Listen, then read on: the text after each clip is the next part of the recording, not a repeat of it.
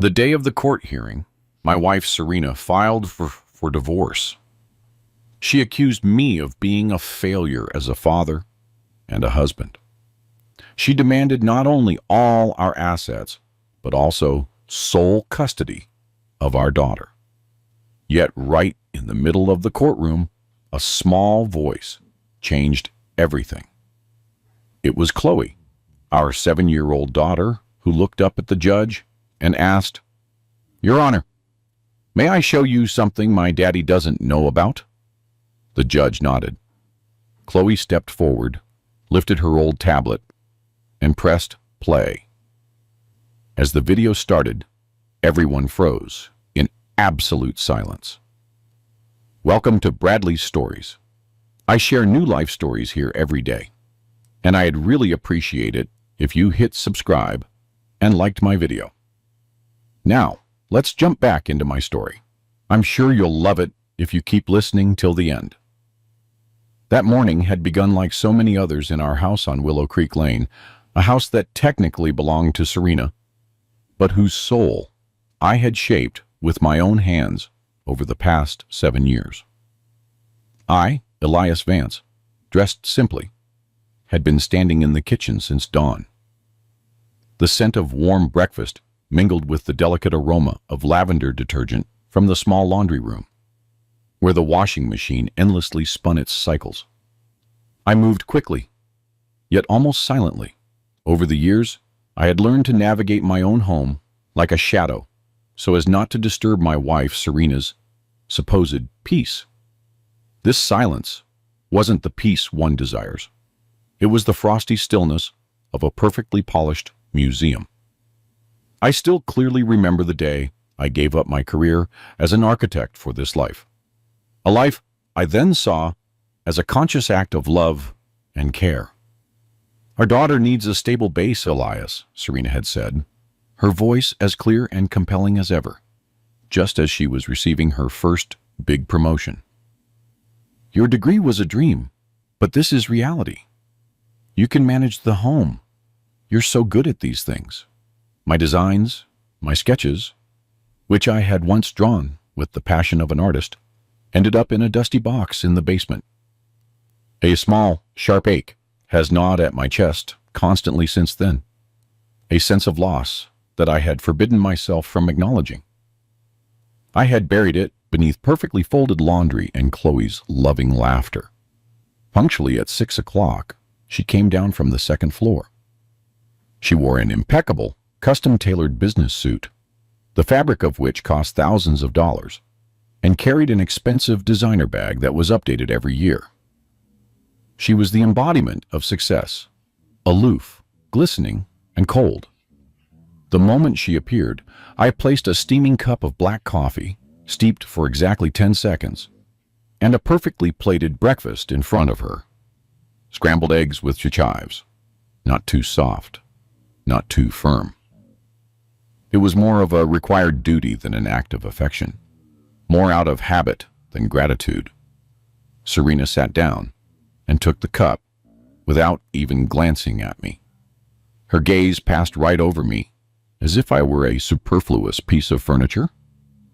"The coffee is a little bitter today," she remarked dryly, her eyes glued to her phone screen. A tiny crinkle of her lips told me I was, once again, not good enough. "I'm sorry, honey.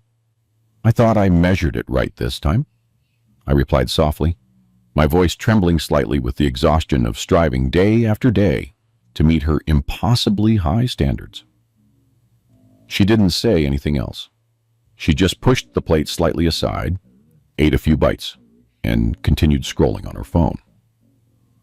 I stood at the edge of the table like an employee, waiting for further instructions. None came. Silence so thick and cold hung between us that it seemed to stifle even the steam from the coffee. It was the silence that follows a war, where the weapons have been laid down, but the souls are not yet healed. I couldn't even recall the last time we'd laughed together over breakfast. Maybe that was 2 or 3 years ago, when her meetings and business trips grew longer, and the sound of honest laughter in that house was replaced by the click of the cabinet door closing. A gnawing feeling of loneliness overcame me, a feeling as familiar as the smell of the detergent. I wasn't just her husband. I was her manager, her chef, her chauffeur, her butler. I was everything but a partner. "Is Chloe awake yet?" Serena asked, without taking her eyes off the phone. Her question sounded like a business necessity. "Yes, she's in the shower. She'll be down for breakfast shortly," I answered. Indeed, minutes later, small, hurried steps could be heard on the stairs, the only honest sounds in our house. Chloe, our 7-year-old daughter, rushed in, wearing her immaculate private academy uniform. Her radiant smile, a gift from God, stood in stark contrast to the leaden atmosphere we had cultivated. "Good morning, Mommy and Daddy," she chirped, giving Serena a quick kiss on the cheek, and then me. My wife finally put her phone down and forced a smile for the public that was distinctly different from the one she gave me. "Good morning, Princess. Eat all your breakfast. Mommy is driving you to school today." "Wow, I get to ride with Mommy," Chloe exclaimed. I felt a small flicker of relief. At least in front of the child, Serena made an effort to appear loving.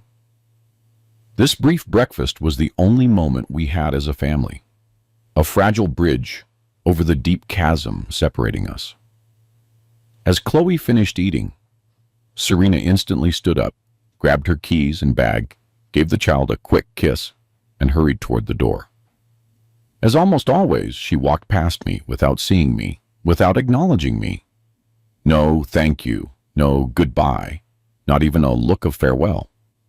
Only the slam of the door and the sound of the car driving away left the house in an immense, oppressive silence that now seemed doubly loud. The rest of the morning, I devoted myself to the routine that defined my days and drained my soul, clearing the table, washing the dishes, continuing the laundry, tidying the rooms. I did everything with almost obsessive efficiency.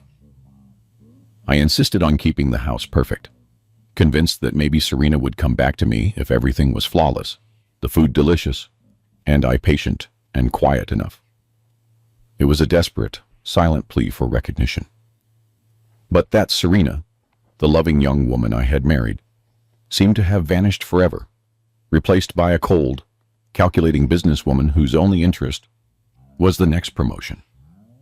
At noon, I picked Chloe up from school, my favorite, my life-saving moment of the day. I loved listening to her tell me everything about her friends, art class, or the contents of her lunchbox, with her inexhaustible, childlike energy. "Daddy, I got 5 golden stars today," she said, skipping beside me. "The teacher said I answered everything right." "My girl is a genius," I replied proudly, giving her nose a loving pinch. In these moments, I wasn't the failed husband, but simply Chloe's daddy, the best daddy in the world, the only person who still looked at me with untainted love. A few weeks before this fateful day, I had run into Trevor Sterling, an old college friend who was now a famous architect. I had seen him at a cafe downtown. He came straight toward me. "Elias, my God, you look like you've seen a ghost," Trevor had said, holding me in a firm hug that almost brought me to tears. "Trevor," I whispered, I'm just surprised. What are you doing here?" "I'm opening a new studio." "And you? What are you doing?" "I thought you were about to change the skyline." I smiled sadly. "I changed. I'm a stay-at-home dad." Trevor measured me with a look that instantly grasped my story.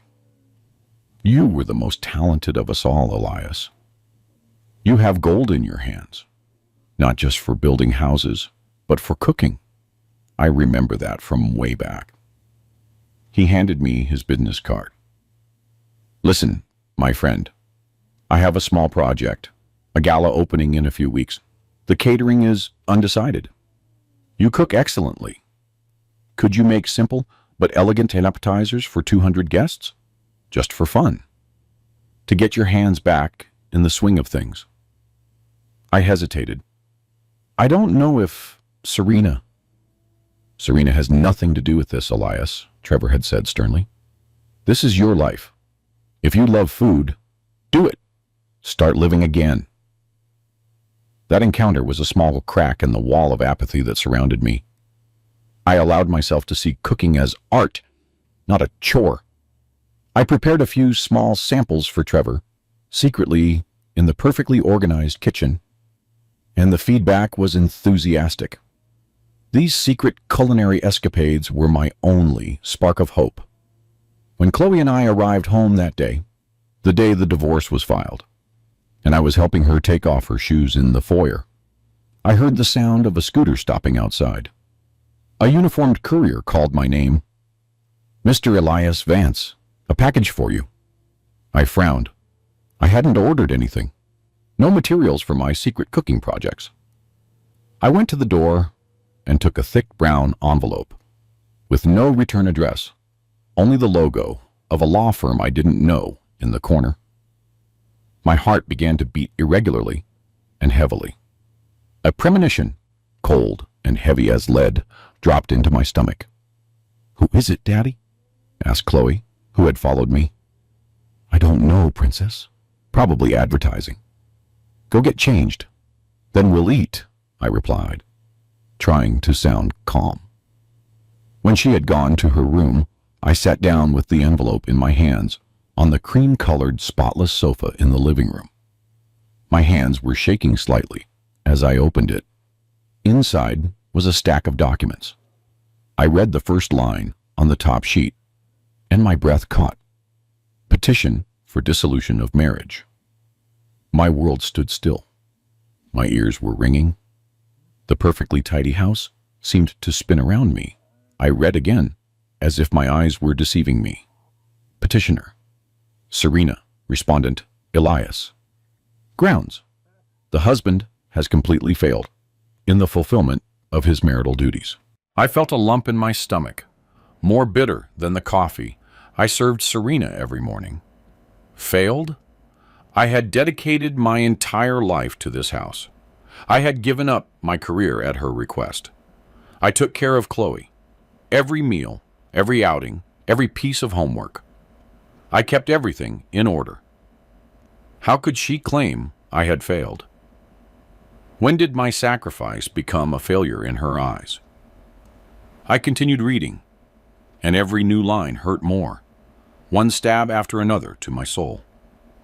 Serena was not only asking for a divorce, she was also demanding sole custody of Chloe, alleging that I was emotionally unstable and unfit to raise my daughter. And the worst part, she wanted to keep all the assets, including the house, since I had not contributed financially, and she had earned everything alone. She was erasing my existence as if I had never been there. I sank onto the cold, hardwood floor.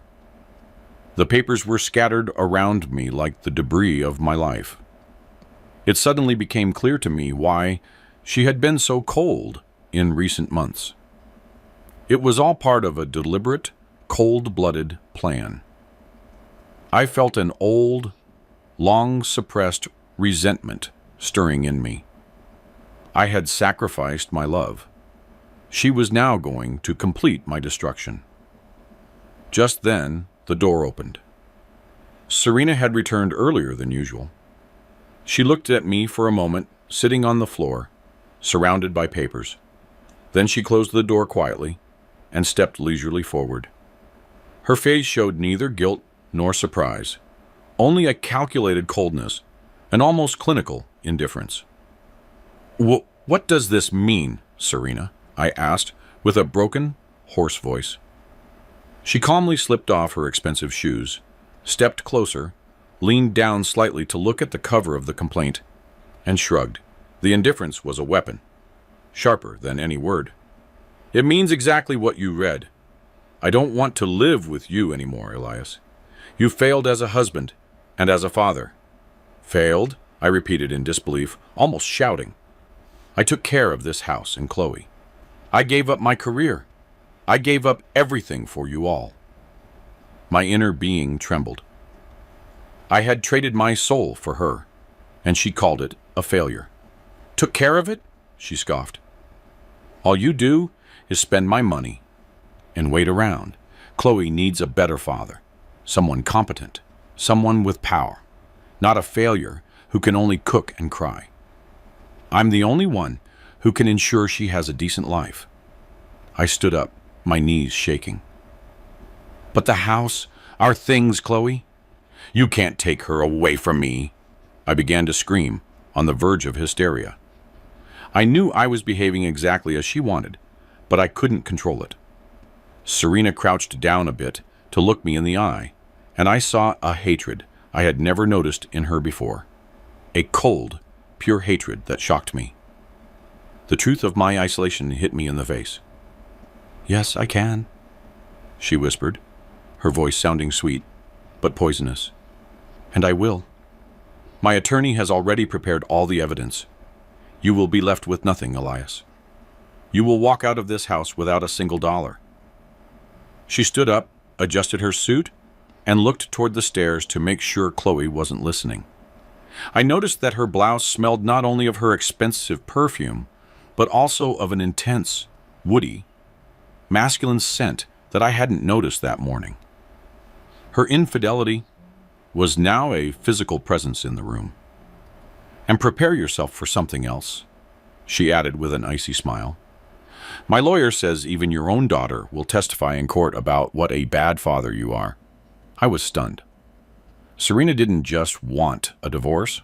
She wanted to destroy me as a person and as a father. The scheming coldness of the plan was overwhelming. That night, I couldn't sleep. She locked herself in the master bedroom as if in a fortress, and I stayed in Chloe's room, sitting on a hard chair next to her bed, watching her sleep. My tears didn't stop, but they were silent. I felt a desperation that paralyzed me to the bone. How could Serena say that Chloe would testify against me? What had they been telling my child? The idea that Chloe could be manipulated choked me. The next morning, she moved around the house as if nothing had happened. She woke Chloe, chose her clothes, and took her to school without exchanging a word with me. When Chloe asked why my eyes were so swollen, Serena answered with total coldness. Daddy isn't feeling very well, Princess. He's a little emotional. He needs rest. As soon as they were gone, I first felt panic. I had to fight. I couldn't give up without trying to keep my daughter. I opened the laptop and searched for divorce lawyers. I soon found that all of them demanded fees, retainers, and paid consultations, and I had nothing. For years, Serena had given me a suitable monthly allowance for the supermarket and Chloe's expenses. There was no room for savings. My only hope was the joint savings account, the family's emergency fund, into which I had paid my small, irregular earnings from previous projects over the years. I took my phone, opened the banking app, and nervously typed the password. When the balance appeared, I felt my legs give way. 0. The account was empty. That couldn't be right. Hundreds of thousands of dollars should have been in there, our life savings. I refreshed the screen several times, pleading that it was an error, but the 0 remained like a dagger stab. I opened the transaction history. Over the past 6 months, Serena had withdrawn enormous sums and transferred them to another account I didn't know. The last transaction, 3 days earlier, had emptied the rest. The depth of her malice was incomprehensible. She had planned everything, systematically destroying my ability to defend myself. She wasn't just leaving. She had left me penniless to fight back. I buried my face in my hands and wept with rage. The anger of the betrayal mixed with the helplessness of my situation. Then I remembered my few valuables, my wedding watch, some cash reserves I thought I had hidden. I checked the drawer where I kept them. It was empty. She had taken those too. Desperate, I thought of Trevor. I called him and told him in broken sentences what had happened.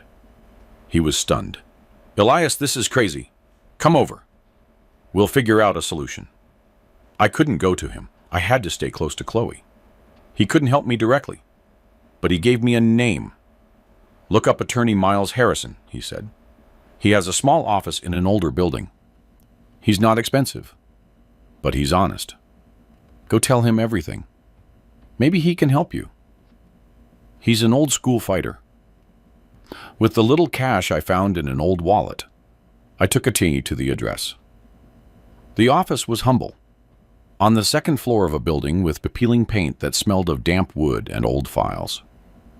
Attorney Harrison, a middle-aged man with glasses and a calm but sharp demeanor, received me.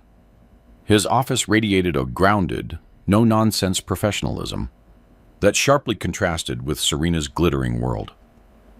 He listened without interrupting, just nodding and taking notes. When I finished, he sighed deeply. "Elias, this is going to be a tough fight," he said. "Your wife prepared everything long in advance. She doesn't just want to divorce you. She wants to crush you. This is a strategy of total annihilation. I know, attorney, but I don't care about the possessions. I only want Chloe. Please help me. I don't have money right now, but I will pay you little by little. I will do whatever it takes," I pleaded. That was my only drive, the love for my daughter. He looked at me for several seconds. He saw my tears, my desperation, but also the resolve in my eyes. "Let's leave the money for later. The most urgent thing is to respond to this complaint immediately. It's already filed. We're working against the clock." He asked me to wait, went out, and came back with a folder full of photocopies. They were the documents filed by Serena's lawyer, attorney Dalton Reed. Reed is known for being aggressive and using very dirty tactics, Harrison explained. "Let's see what evidence he has." He opened the folder. The first page was a series of photos. The interior of my house. Dirty dishes piled up. The living room was a mess, with toys scattered around, and dirty laundry was overflowing the basket.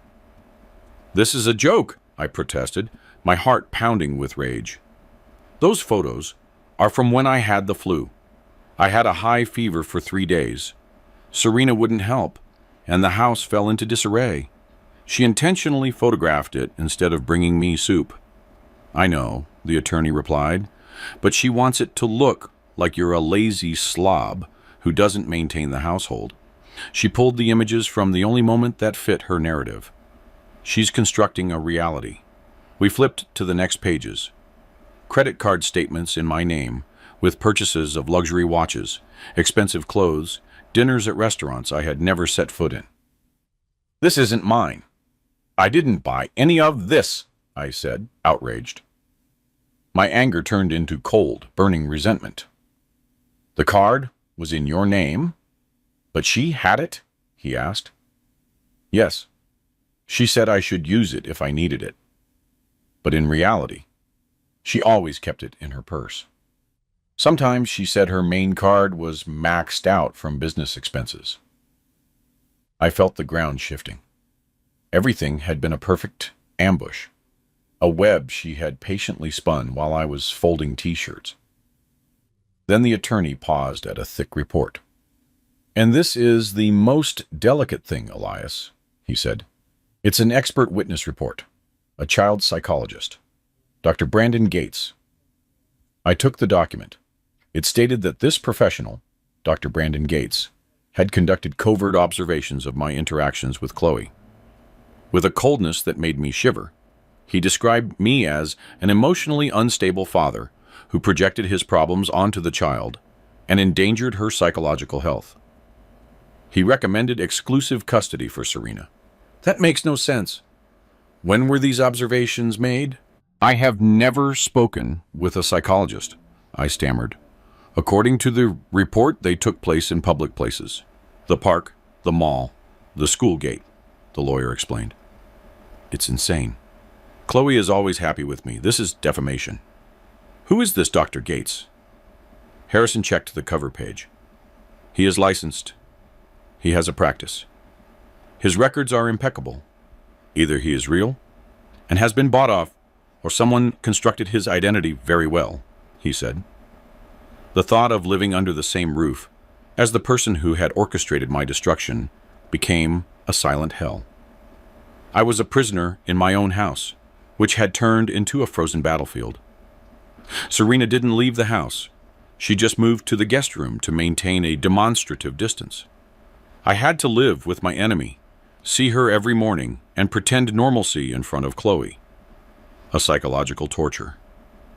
In front of the child, Serena played the perfect mother, with an artificial conviction that disgusted me. Suddenly, she came home early from work. She brought expensive gifts, organized outings, and smiled excessively. One evening, she appeared with a huge, brightly wrapped box. "Look, Chloe, your new tablet," she said, hugging her. "It's much better than the old one. It has a better camera. And I already installed lots of games for you." My daughter's eyes lit up. "Thank you, Mommy." I, who was folding laundry in the living room, felt a lump in my throat. I knew exactly what Serena was doing, buying the child's loyalty. The traitor was playing the benevolent queen. "See, Princess?" Serena added, looking at me mockingly, as she turned on the tablet. "If you live with me, you can get a new toy every week, not just someone who can sweep and cook." My hands froze over the laundry. I wanted to scream, to fight, to expose her, but I couldn't do it in front of Chloe. Any strong reaction would reinforce her claim that I was unstable. So, I swallowed and silently continued folding t-shirts, while her venom filled the room. From then on, the torture was daily. When I prepared dinner, she tasted the food and said in front of Chloe, "Honey, it's a little too salty again. Never mind, tomorrow we'll order something delicious. Daddy just isn't Michelin star level." When I sat down to help Chloe with homework, she pushed herself in between. "Let me do that. Daddy explains everything so confusingly. You'll just get mixed up. His ideas just aren't structured." Gradually, I felt smaller and more invisible in my own home. I began to doubt myself. Did I really cook badly? Did I really explain things poorly to my daughter? Serena knew how to turn my regret and insecurity into a weapon against me. Chloe, caught in the middle, showed signs of confusion and great inner loneliness. She sought my closeness to hug me, but at the same time, she enjoyed her mother's gifts. Sometimes she clung tightly to me, seeking protection, but other times she seemed distant, especially after Serena had whispered something in her ear. One night, unable to sleep, I went into Chloe's room to check on her. I opened the door slowly. She was fast asleep. The room smelled of kids' perfume and the old, familiar scent of her beloved stuffed animal. On the desk lay the new tablet, but as I got closer to cover her up, I saw something strange. Chloe's hand was tightly gripping something hidden under the pillow. It wasn't a stuffed animal. I leaned forward carefully, and my heart skipped a beat. It was her old, cheap tablet. The screen cracked in one corner, the same one I had always told her to be careful with. Why was she still keeping it hidden there when she had a new, shiny one on the desk? I didn't understand. I thought it was just childlike attachment to an old object. I didn't know that this broken tablet held a secret that could change everything. I only felt my daughter's secret affection for something that came from me, and that gave me a little comfort. I returned to my room with a confused mind. The climax came a few days later, amidst an unexpected downpour. That afternoon, I was waiting for Chloe at the school exit. I had promised to bake her favorite chocolate cake. But an hour after school let out, she didn't come out. I called the school, and they told me her mother had picked her up. My stomach dropped. Serena hadn't told me anything. I called her several times, but she didn't answer. 2 hours passed, then 3. Dusk broke. I paced the living room on the verge of madness, my eyes burning. The anxiety for my child was the worst pain. It wasn't until 9 o'clock that evening that I heard the car in the driveway. Chloe came in laughing, with a bag full of souvenirs from Adventureland Park. She looked happy, but also exhausted. Behind her came Serena, with a triumphant smile. "Where were you? Why did you take Chloe without telling me? I was worried sick." I screamed, my voice full of rage and tears.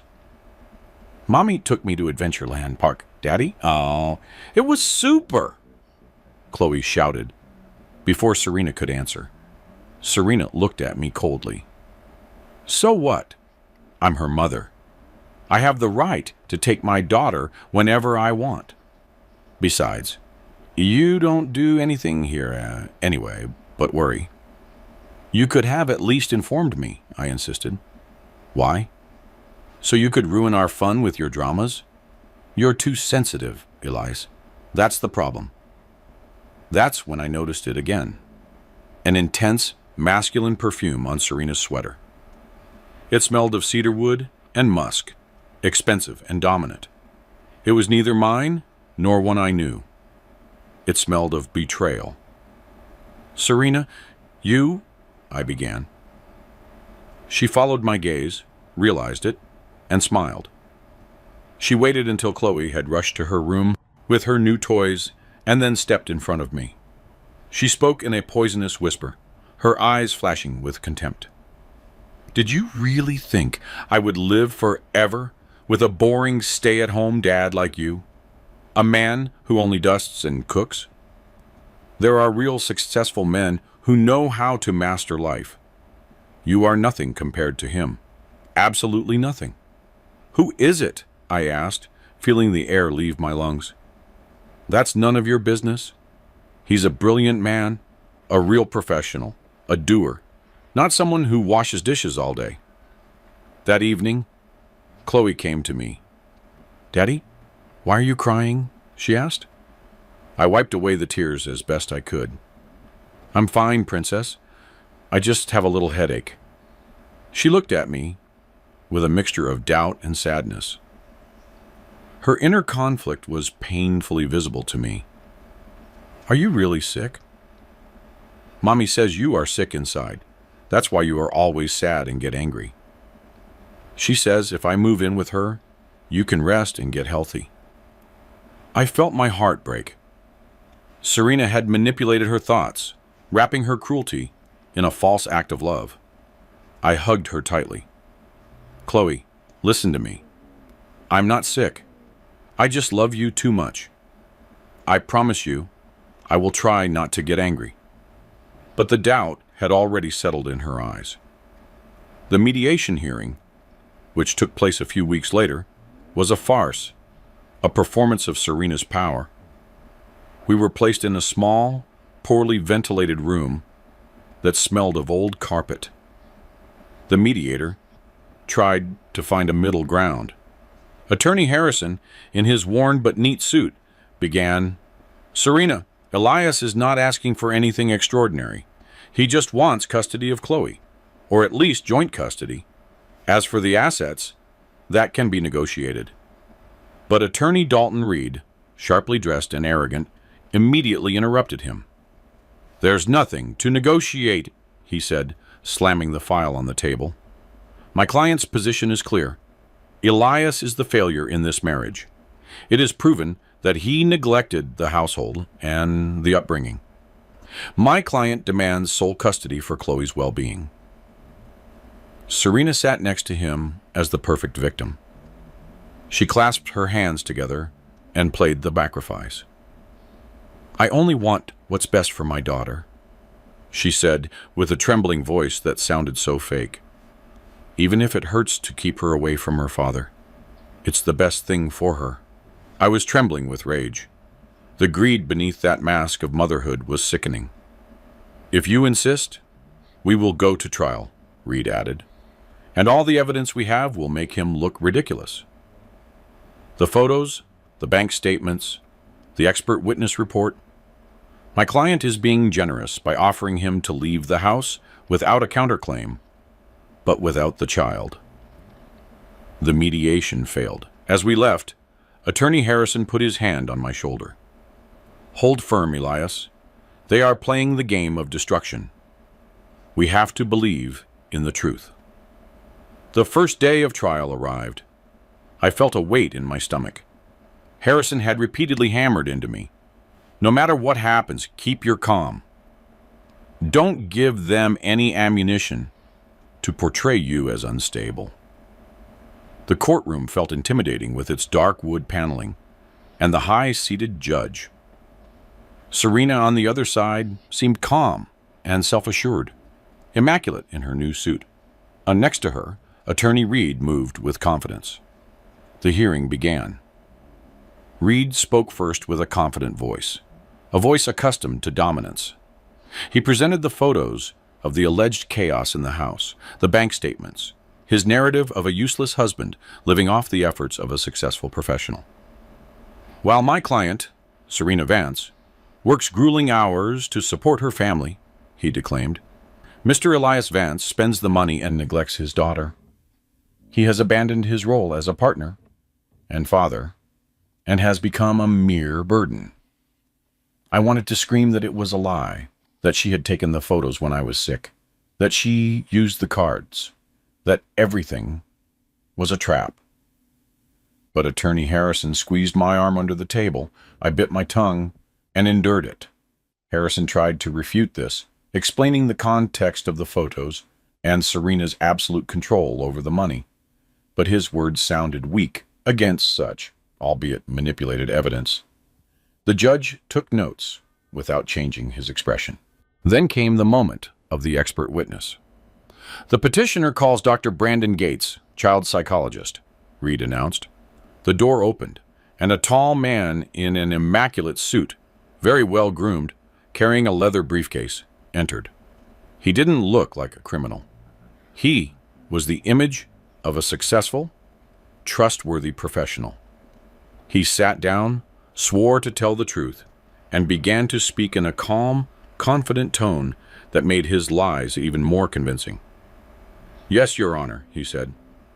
I have conducted observations of Mr. Elias Vance and his daughter over the past 3 months. My report is based on rigorous scientific criteria. There was a certainty in his gaze that disquieted me.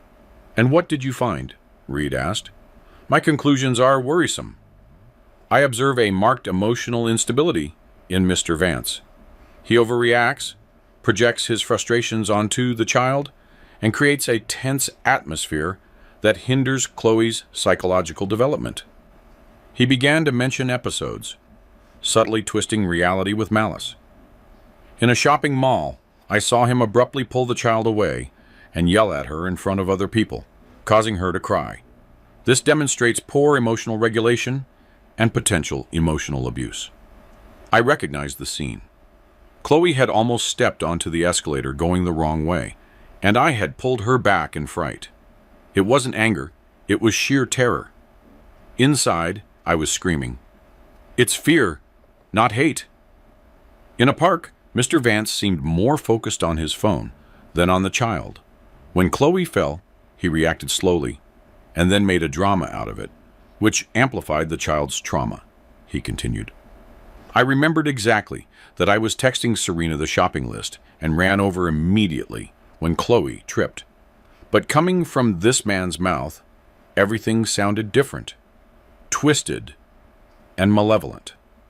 I conclude that Mr. Vance lacks the necessary stability for a healthy upbringing. For Chloe's psychological well-being, I recommend sole custody for the mother, he concluded. A heavy, oppressive silence filled the room. I felt tears burning in my eyes. The injustice was overwhelming. It's a lie, I whispered to Harrison. And also the cologne. Suddenly it hit me. It was the same cedarwood and musk scent I had smelled on Serena's clothes. My heart hammered against my chest. Intrigue, lies, and betrayal merged into a single, bitter certainty. "I think it's him," I added, icy cold.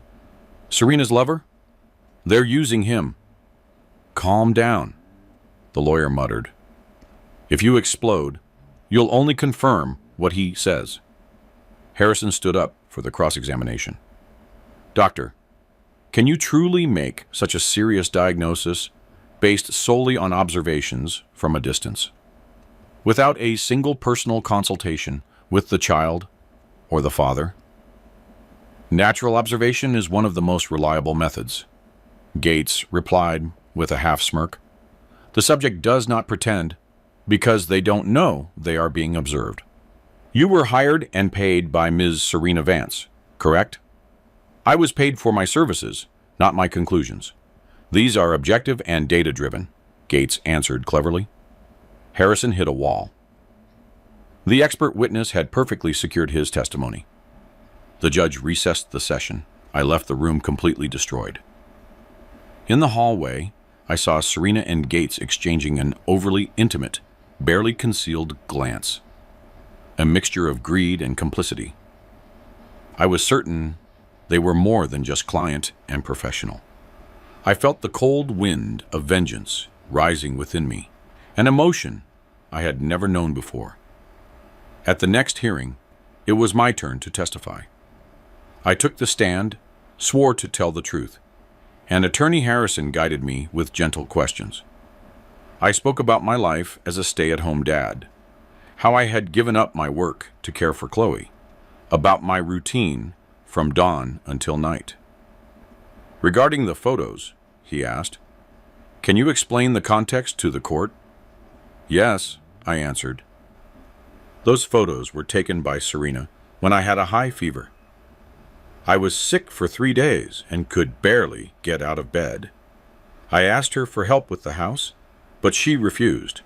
Everything piled up. I didn't have the strength to clean up, and instead of helping, she took photos. It was a calculated act of defamation." Then I explained about the credit cards, how she managed them, how I knew nothing about the withdrawals. Some people in the audience murmured sympathetically. The judge remained expressionless. When Attorney Dalton Reed's turn came, he approached the stand with a poisonous smile. "So, Mr. Elias Vance," he began, "are you suggesting that your wife, the woman who finances you, planned a movie-like conspiracy just to ruin you and leave you behind in this beautiful house?" "I didn't say that. I told you what happened," I replied. "But that's how it sounds. She works, and you are the perfect victim. Nothing is your fault." "Are you perfect?" he mocked. "No, I'm not perfect. But I'm not a failure either. I gave Chloe my time and my love. You claim you were sick when the photos were taken. Do you have a medical report to prove it?" he insisted. "I wasn't hospitalized. I took medication at home. I take care of myself. So there is no proof. Your word against very clear pictures. And regarding the cards, did you ever notify the bank or claim misuse?" "No," I admitted. "I trusted my wife. I thought we were a team." "Exactly," he concluded. "A blind trust that you now want to turn into an excuse." He returned to his table, holding up an enlarged photograph.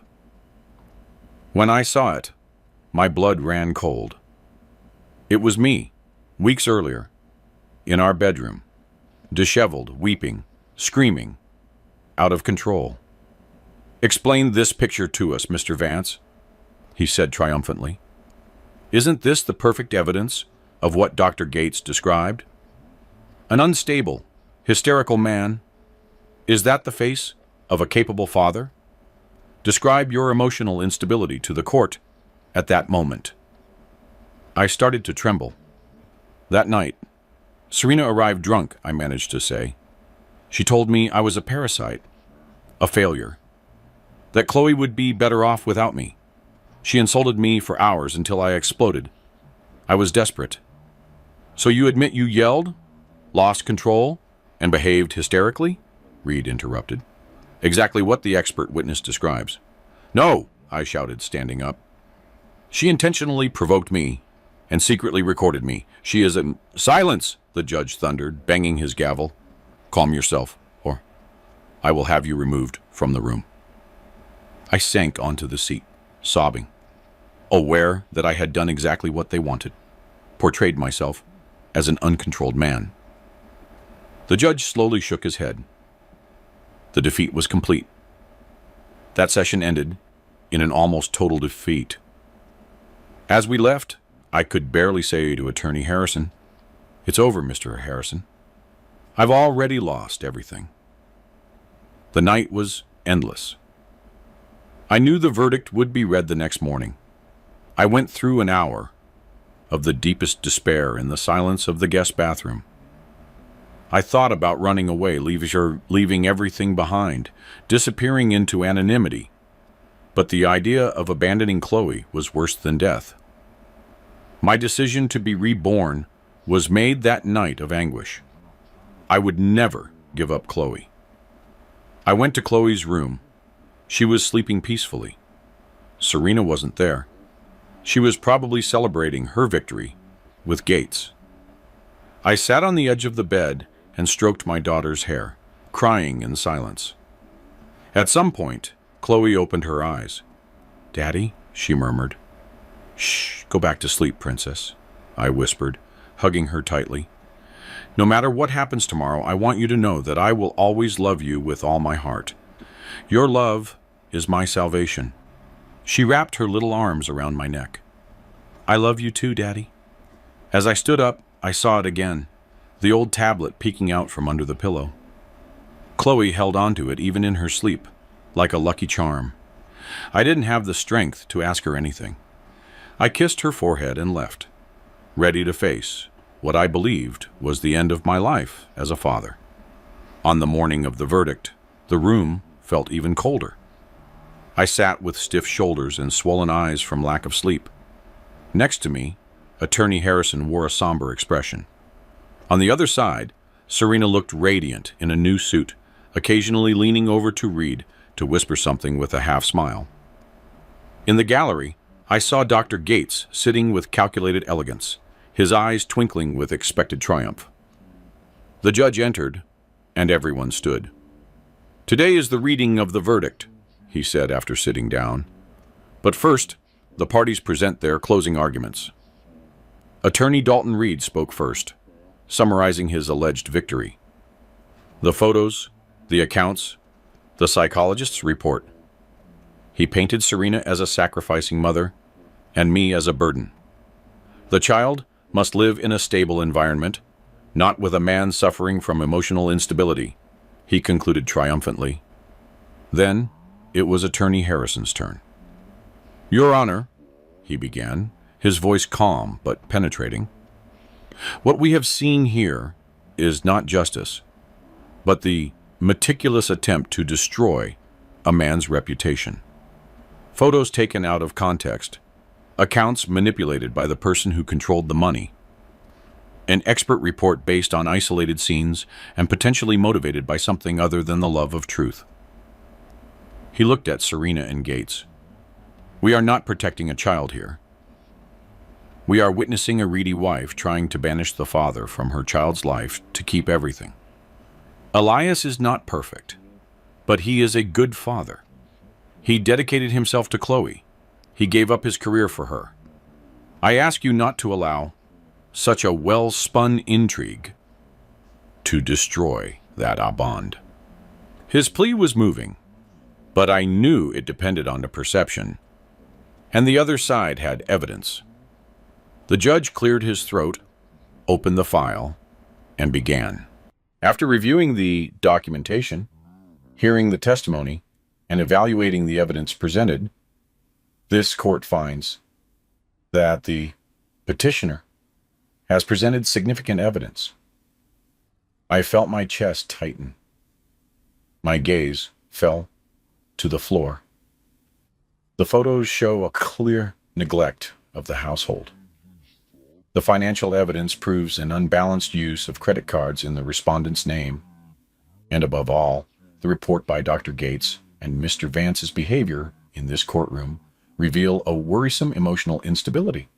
I saw Serena smile. Gates straightened up, ready to savor the victory. The judge took a deep breath. Considering the well-being of the minor Chloe, this court rules, stop. A small voice pierced the air. Everyone turned around. In the slightly open door stood Chloe in her school uniform, her small body seeming fragile, but her eyes were clear. She held the old tablet tightly against her chest. "Chloe, what are you doing here? Get out immediately," Serena shouted beside herself, her facade crumbling. "Bailiff, how can a child be allowed in here? This is a disruption of order," Reed protested. But my daughter did not move. She walked step by step down the center aisle, looking neither at me nor her mother. Her gaze was fixed on the judge.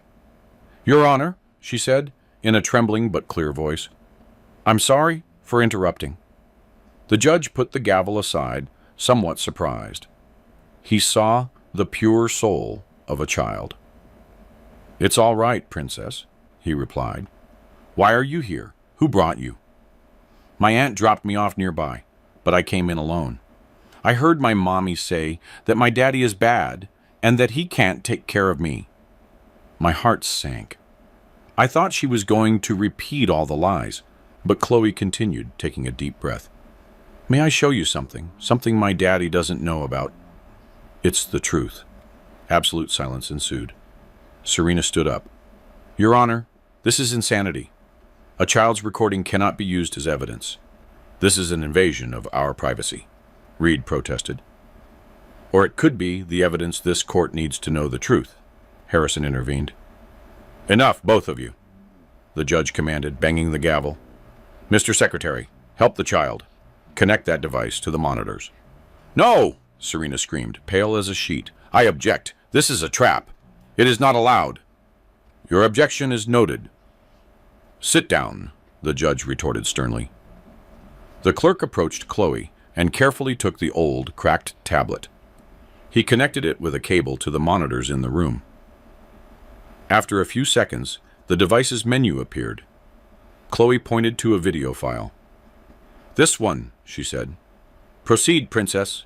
Press play," the judge requested. My daughter pressed play.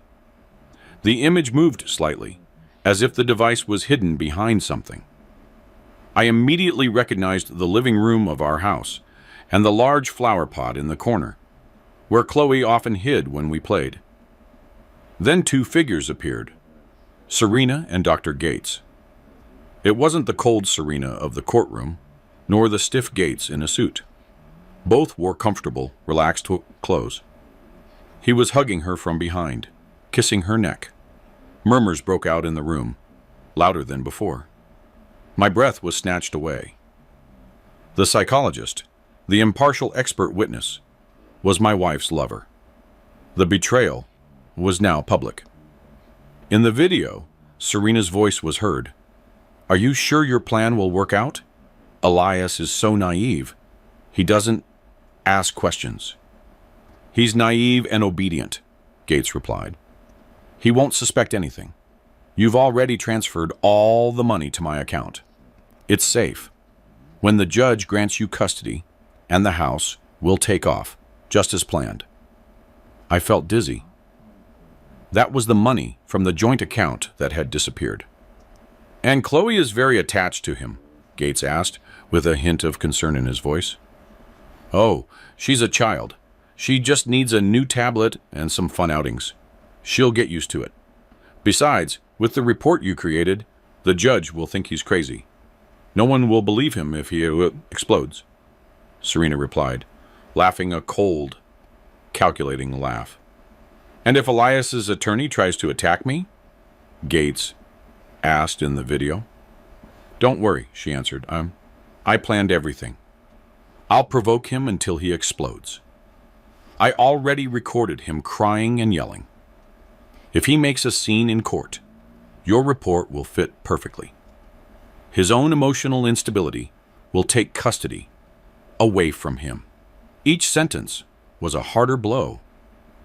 But I felt no pain anymore, only cold, pure vengeance.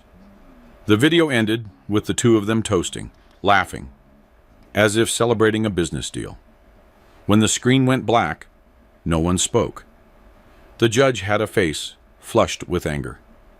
Serena seemed paralyzed, not knowing where to look. Gates was pale as a sheet, glued to the chair.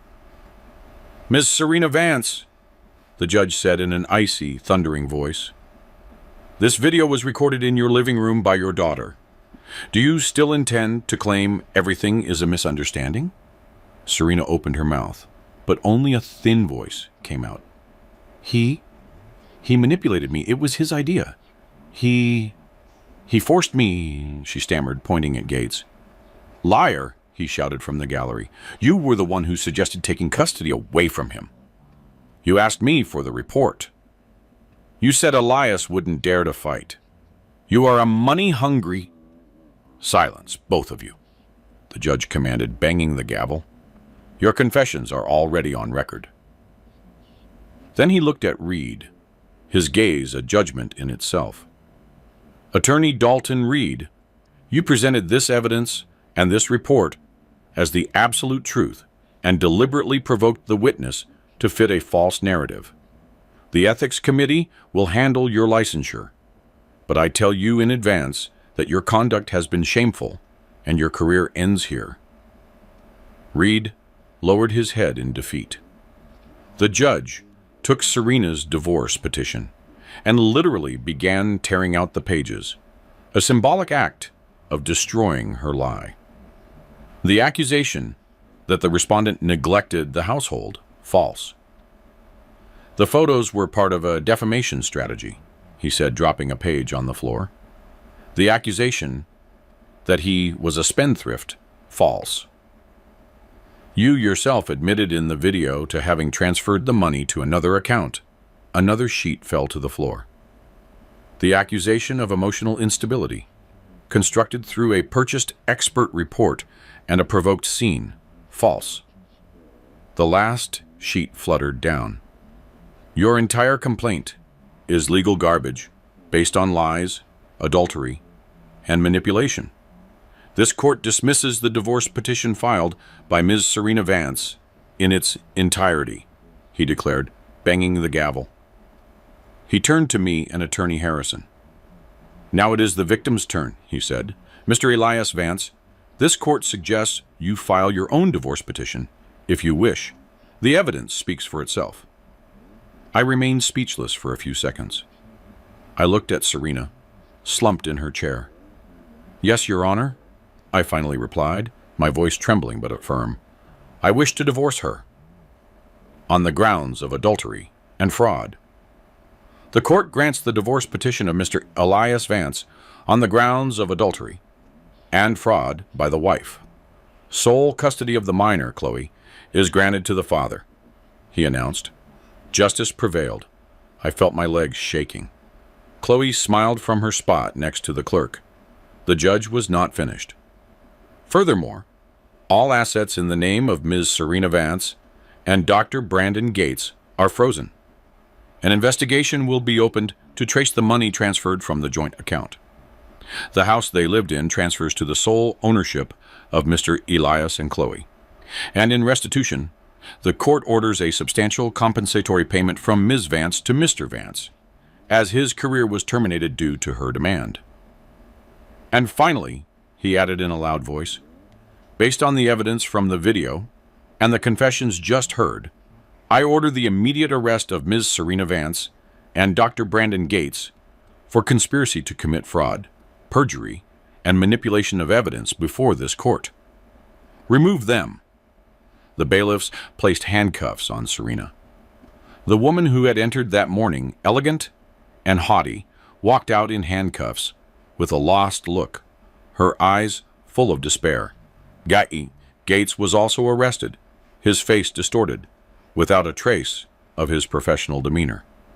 I still stood paralyzed, trying to grasp what had just happened. Attorney Harrison looked at me with a wide smile. "We won, Elias. We won. Your daughter is a hero. But the true victory was only a few steps away from me. Chloe ran into the middle of the room. I struggled to stand up and knelt down to hug her. I pressed her against me with all my strength, as if afraid she would disappear. I cried, but for the first time in a long time, they were tears of relief, of liberation. She wrapped her little arms around my neck. "I love you, Daddy," she whispered. "I love you too, Princess. Thank you for saving me." "Thank you for your courage, Bar," I replied with a broken voice. The case spread like wildfire in the news. The media reported on the stay-at-home dad saved by his daughter's broken tablet. For weeks, our cases were on the front pages. The greedy wife, the corrupt psychologist, the unscrupulous lawyer, and the 7-year-old girl who revealed the whole truth. The first few months after the verdict were confusing. Attorney Harrison took care of almost everything. By order of the judge, Serena and Gates's assets were frozen. The investigation showed that Serena had transferred almost $1 million to the psychologist's account in the last year. That money was recovered and deposited into a new account in my name. The large, cold house, full of bad memories, officially passed into the possession of Chloe and me, but I couldn't stand being there anymore. Every room had a shadow of Serena. Every corner reminded me of a humiliation. Following Harrison's advice and Trevor's encouragement to start fresh, I decided to sell it. The money, along with the recovered amount and the compensation, was enough to start a truly new life. This was no longer vengeance. It was rebirth. The punishment for the guilty was swift. With that evidence, the criminal court had no doubts. Serena was sentenced to several years in prison for fraud, theft, and perjury. Dr. Gates also received a long prison sentence, and the psychology board permanently revoked his license. Attorney Dalton Reed was disbarred and faced charges of his own. Suddenly, the weight that had been pressing on my chest for so long began to disappear. 3 months after the verdict, no one who saw us at the park we visited every afternoon would have guessed what we had been through. Chloe ran happily among the swings, and I watched her from a bench with a peace I thought I would never feel again. The air smelled of fresh-cut grass and freedom. We had moved into a vast 3-bedroom apartment that was bright and cozy. The walls were covered with photos of us. Chloe at school, Chloe with chocolate cake, Chloe holding my hand. The house smelled of home-cooked food, spices, and love. I had turned my talent into a small prepared meal business, just as Trevor had suggested. My first big order had been the gala opening of his new studio. People in the neighborhood started ordering stews, desserts, and complete menus from me. What Serena had always despised, my way of cooking and caring, had become our livelihood. I worked hard and was tired at the end of the day, but it was a happy fatigue. I was no longer dependent on anyone, no longer needed to ask anyone for permission. My true worth wasn't in a suit, but in the hands that nourished Chloe and built her a home. One afternoon, Chloe ran up to the bench where I was sitting. Her hands were full of dirt, and she had a huge smile. "Daddy, look, the flowers are about to come out," she said, showing me a few small shoots she had just planted. I smiled and ruffled her hair. "Of course. If you take care of them, everything grows beautifully," I replied. We sat in silence for a while, watching the other children play. There was one question that had been on my tongue for weeks, since the day of the verdict. "Chloe," I finally said, "may I ask you something?" "Yes, Daddy," she answered, looking at me with her pure, honest, childlike love. "The video. Why did you record it? Why did you turn on that old tablet that night?" She thought for a moment. "Because I didn't like Uncle Brandon," she answered simply. "He pretended to be nice. He smiled when you were there. But when you were gone, he said ugly things about you to Mommy." And at the mall, when you went to the restroom, I heard him say, "You were taking too long, that you were lazy." And at the park, too, she continued, frowning. "He saw you, but he told Mommy you weren't looking at me and that I was alone. And that wasn't true. You were looking at me." I knew they were telling lies. I was surprised at how observant she had been. She had been my silent witness. "And the night of the video," I asked, "why did you record that exact thing?" "Because I wanted to show you my drawing, and I went downstairs," she explained. "I saw Mommy come in with him and hug him. I got scared and hid behind the flower pot. I remembered you told me that when someone does bad things, you have to have proof. I had the old tablet with me, and I recorded it. I knew they were planning bad things." I felt a lump in my throat. I couldn't remember when I had said something like that, but she had. It was a deeply ingrained value I had taught her. "And why didn't you show it to me earlier?" I asked gently. "Because I heard Mommy tell Brandon that you would never find out. She said you were dumb," Chloe answered, looking down. "I thought it was too big of a secret. I was afraid she would get angry if you knew. I was afraid you would get sad again." I hugged her tenderly. "And why did you show it in court then?" She took a deep breath, and her eyes welled up. "Because the judge was going to take you away from me," she said. "And Mommy and Uncle Brandon said you were bad, but that's not true. I didn't want to leave and leave you alone. I didn't want them to think you were the bad guy. I had to show the judge that they were the ones who lied.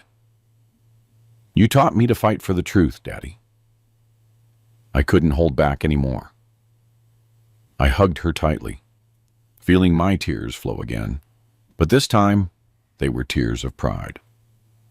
For months, I'd been told I was a failure as a husband and a father, and I had doubted myself. But the greatest proof that I had not failed stood before me. I had raised an honest, brave girl with a sense of justice greater than her fear. A girl capable of facing a room full of adults to speak the truth. "Thank you, Princess," I whispered with a broken voice. "Thank you for saving me. Thank you for not doubting me." "I love you, Daddy," she repeated, hugging my neck. "I love you too, Chloe. More than anything," I replied. In that moment, I understood everything. I had never been a failed father. I had simply, without realizing it, been guiding the growth of a little hero. And now both of us, finally, had the chance to start over in a new life filled with honesty, love, and the scent of chocolate cake. I'm really glad you're here and that I could share my story with you. If you liked it, show me by liking the video and subscribing to my channel. Let's see how many of us there are. Write in the comments which city you're watching from and what time it is. I'm so curious to know where all you wonderful people are tuning in from. If you want to support me a little extra, you can also send a small donation. I share new life stories for you every single day. And now, 2 of my most popular stories will pop up on the screen, so you can choose what to watch next.